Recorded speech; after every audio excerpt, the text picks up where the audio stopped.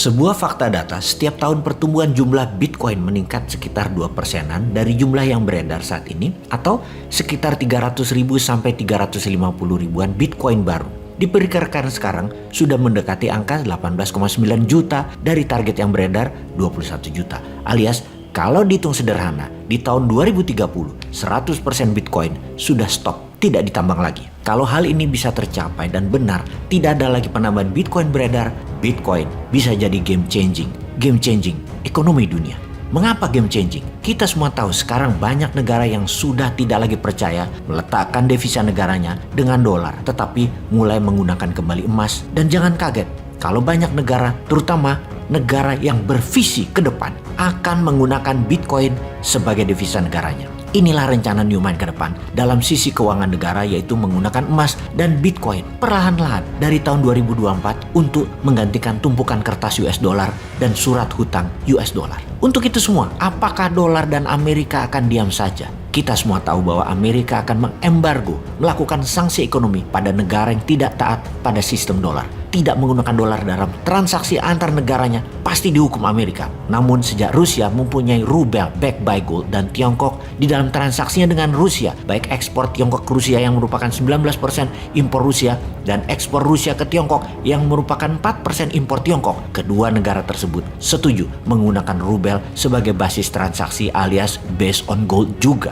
Keduanya dalam 6 bulan ini sudah meningkatkan transaksinya lebih dari 30% yang akan membuat ikatan keduanya Rusia Tiongkok menjadi tambah akrab dan solid. Ini membuat Amerika sekali lagi marah dan kalah taktik. Amerika serba salah. Sekarang dolar yang dicetak kebanyakan, suku bunga tinggi, inflasi tinggi, dan dunia mulai melawan tidak pakai dolar, terutama negara-negara yang pro Rusia yang mengakibatkan turunnya demand terhadap dolar. Sesungguhnya inilah masa untuk Indonesia, negara-negara yang terikat dengan dolar mulai bergerak melepaskan belenggu dolar. Boleh pakai rupiah backed by gold, boleh juga pakai rubel selama backed by gold. Rindu banget deh punya negara dan pemimpinnya yang kelas dunia, yang tahu masalah dunia dan tahu menyelesaikannya, dan ikut bermain aktif, bukan hanya diplomasi tatap muka, meeting foto-foto. Perlu lebih agresif lagi, dan saat ini peluang terbaiknya adalah peluang untuk memulainya. Jadi apa yang Indonesia harus lakukan? Pertama adalah membangun narasi di kalangan ilmuwan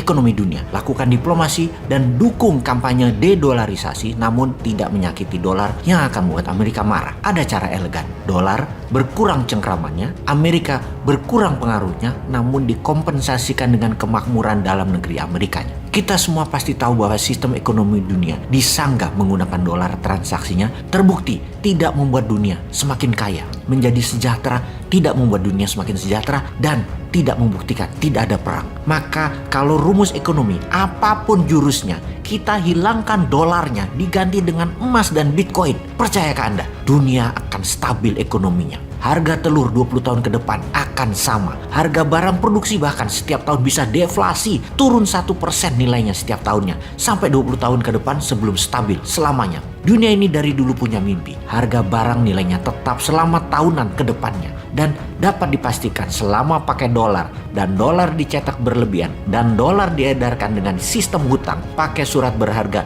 yang ada bunganya, lupakan dunia akan sejahtera. Solusi menggunakan currency backed by gold adalah yang terbaik, di mana langkah awalnya seperti apa yang MMT lakukan yang telah diterapkan di dinaran. Pakai berat emasnya dalam transaksinya, pakai gramasi emasnya aja sekalian, tak usah buat uang fiatnya lagi. Bisa transaksi fisik pakai micro gold untuk di bawah 1 gram, bisa pakai fisik emas juga di atas transaksi 1 gram, atau pakai digital seperti kita semua tahu. Transfer banking system merupakan transaksi 90% dari transaksi mata uang dunia. Dinaran adalah digital gold banking transaction, bukan hanya sarana jual beli emas. Di seluruh dunia, uang fiat, fisik uangnya tuh hanya 20% yang dipakai transaksi di dunia. Bahkan di Tiongkok tinggal 10%. Semakin kesini, dunia semakin cashless, dan underlying transaksi terbaik tetap emas, gramasi emas. Ini bukan promosi dinaran yang diciptakan oleh 3 pakar ekonomi yang salah satunya adalah pengusaha papan atas mantan menteri. Namun, ini lebih dari kegelisahan bersama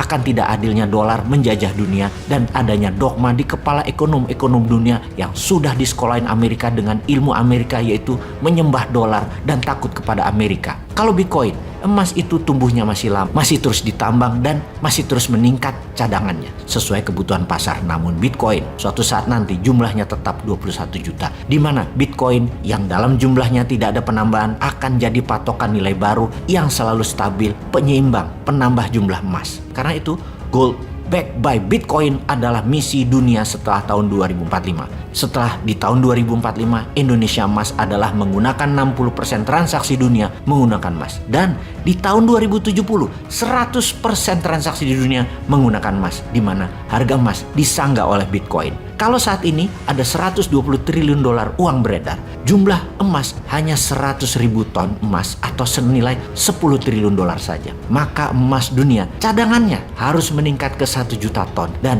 21 juta Bitcoin senilai 1 triliun dolar saat ini akan menjadi 10 triliun dolar di tahun 2045 dan akan menjadi 50 juta dolar di tahun 2070. Di mana cadangan 1 juta ton emas di tahun 2070 akan membuat dunia seimbang, balance di antara nilai pasar, jumlah barang produksi, dan emas sebagai alat transaksi. Dan sejak tahun 2070 ke depan, dunia tanpa inflasi, dunia tanpa bunga. Yang jadi pertanyaannya, apakah Indonesia pemimpinnya?